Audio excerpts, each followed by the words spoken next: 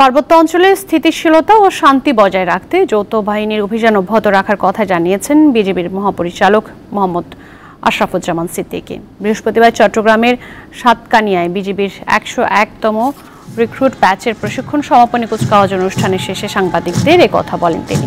অনুষ্ঠানে নবীন সৈনিকদের কুচকাওয়াজ পরিদর্শন ও অভিবাদন গ্রহণ করেন বিজিবি প্রধান।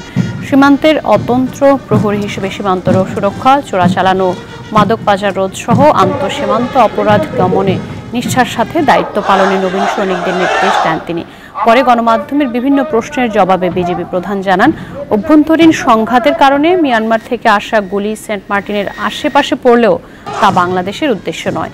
পার্বত্য অঞ্চল সহ দেশের সীমানা সুরক্ষায় বিজিবি সজাগ আছে বলেও জানান তিনি।